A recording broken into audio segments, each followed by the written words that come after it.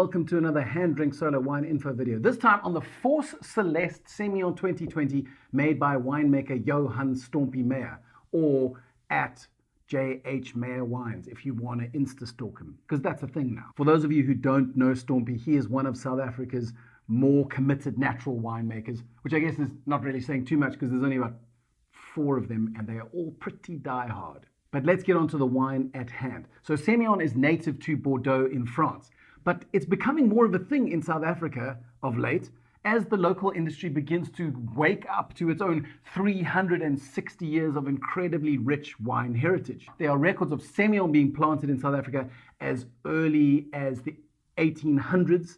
And really, at one point, it was up to 90% of the national vineyard was just Semillon, which means you didn't even need to use its proper name. It went by 2 names, wijndruif, which means wine grape, or groendruif, which means green grape. I mean, it's kind of like when Starbucks took the name off their logo because everyone just knew already. When you're that famous, telling them your name is a bit of a waste of time. So I guess what I'm saying is that Semillon is kind of the South African 19th century version of Starbucks.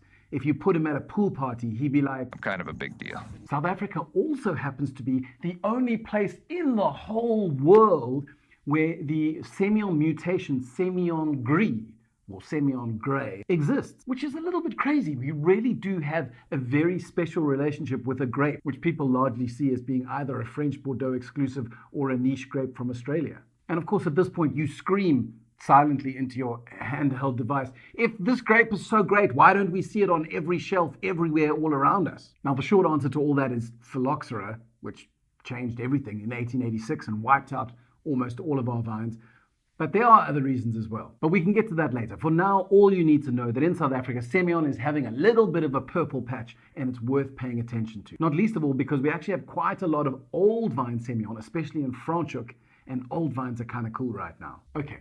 So to recap, we've got this unfiltered, unfined wine made by one of South Africa's most exciting up-and-coming natural winemakers from a grape that South Africa has a rich, long, and unusual history with. I mean, what's not to like? Now, if you've opened this bottle already, you may notice on the nose that there's a slightly unusual type of flinty, stony, smoky, struck match type quality to it. Now, if you love this little aromatic complication, then that's fantastic because you're going to be seeing a lot more of it in some of the trendier wines right now. If you hate it, don't worry, put the glass down, wait 15 minutes and it'll blow off. But I don't want us to get bogged down into the like or don't like, the wine equivalent of hot or not about the smoky, struck match note. What I want us to do is understand why it's there in the first place. So these smells all originate from a group of chemicals called reductive compounds. These can be triggered in a number of ways. One of these ways is when there's not enough oxygen in a sealed bottle of wine between the wine and the cork. So too much oxygen in that space and your wine oxidizes. Too little oxygen and it becomes reductive.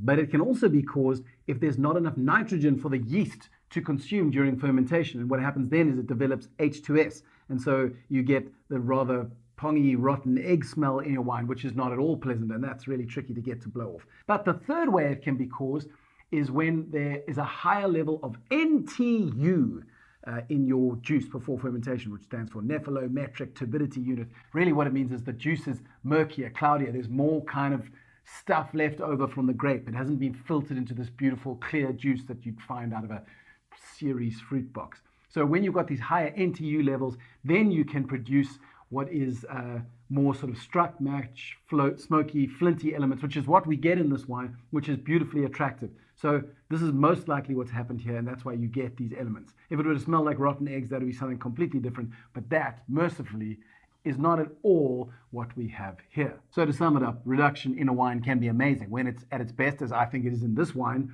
it's got a beautiful, flinty, struck match, smoky, subtle element that actually enhances the fruit. However, at its worst, it can smell a little like the school gym bogs after the first team football team had a dodgy curry. And so for your reference, when you smell something like this in a wine, a kind of smoky, flinty, struck match element, you know that it could have been put there deliberately by carefully controlling NTU levels in a wine, or if it's more unpleasant, it could have got there by accident through having insufficient nitrogen or just having not enough oxygen at one phase during the winemaking process. If you want to brush up on natural wine and some of the technical details, there's a great little explainer video under the videos tab on the HanDrinksSolo website.